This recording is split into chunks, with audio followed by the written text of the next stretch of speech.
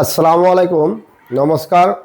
মই বিশেষকৈ আজি এটা কথাৰ ওপৰতে সংবাদ মাধ্যমত আহিবলৈ বিচাৰিছোঁ যে আপোনালোকে সকলোৱে জানে ঢেকীয়াজুলি সমষ্টিৰ অন্তৰ্গত গুপ্তেশ্বৰ মণ্ডলৰ সংখ্যালঘুৰ মৰ্চাৰ মই সভাপতি আছিলোঁ প্ৰায় 2-2.5 বছৰৰ পৰা। তো বিশেষকৈ ভাৰতীয় জনতা পাৰ্টিত মই 7-8 বছৰে কাম কৰি থকা বুলি অসমৰ বিভিন্নজন মানুহে অৱগত। আৰু মোৰ ৱাইফ মৰ্জিনা খাতুন ডুমডুমা গাঁও পঞ্চায়তৰ প্ৰাক্তন সভানেত্ৰীও হয়।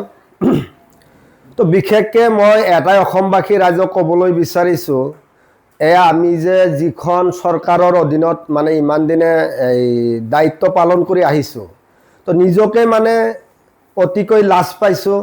যি দলত থাকি নিজৰ জাতিৰ কোনো সুৰক্ষাৰ কথা ক'বলৈ সাহস গোটাব নোৱাৰোঁ, যি জাতিৰ মানে অনুষ্ঠান প্ৰতিষ্ঠানসমূহৰ কোনো সুৰক্ষা নাই। আপোনালোকে অসমৰ সমূহ জাতি জনগোষ্ঠীয়ে চাইছে যে একমাত্ৰ মুছলমানক টাৰ্গেট কৰি বাংলাদেশীৰ নামত উচ্ছেদ কৰি আমাৰ ধৰ্মীয় যিসকল মানে মাদ্ৰাছা, মছজিদ, ঈদগাহ, কবৰস্থান ঐতিহ্যৰ পৰাই যিবোৰ আছিলে এইবোৰক মানে ভাঙি চুৰমাৰ কৰি জাতিটোক মানে ধ্বংস কৰাৰ যি ষড়যন্ত্ৰ কৰিছে, তাৰ বাবে মই ধিক্কাৰ জনাইছোঁ অসমৰ মুখ্যমন্ত্ৰী হিমন্ত বিশ্ব শৰ্মা ডাঙৰীয়াক। মই ধিক্কাৰ জনাইছোঁ ভাৰতৰ প্ৰধানমন্ত্ৰী নৰেন্দ্ৰ মোদী ডাঙৰীয়াক।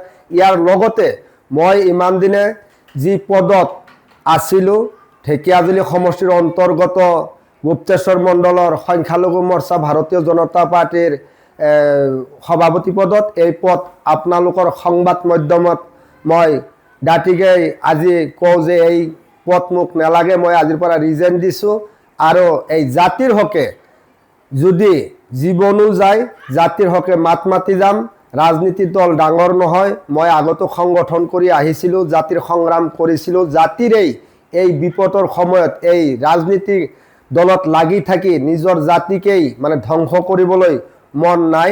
আৰু মই ভাবোঁ অসমত যিসকল মুছলমান নেতাই এই বিজেপি দলত নেতৃত্ব দি আছে, অতি সোনকালে তেওঁলোকে মোৰ দৰে মানে সিদ্ধান্ত ল'ব বুলি মই আশাবাদী।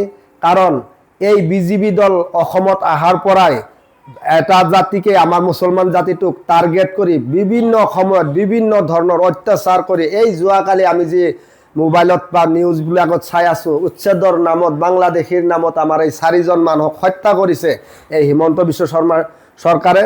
মই ভাবোঁ ইয়াৰ উচিত এক তদন্ত, উচ্চ পৰ্যায়ৰ তদন্তৰ কাৰণে অসমৰ যিসকল সংখ্যালঘু ছাত্ৰ সংগঠনসমূহ আছে তেওঁলোকে একত্ৰিত হৈ এই প্ৰতিবাদ কৰিব লাগে। আৰু জাতিটো আগুৱাই নিয়াৰ বাবে তেওঁলোকে প্ৰতিটো গাঁৱে গাঁৱে বহি মিটিং কৰি জাতিৰ হকে মাত মাতিবলৈ আৰু শক্তিশালী হিচাপে তেওঁলোকে সাজু হ'ব লাগে।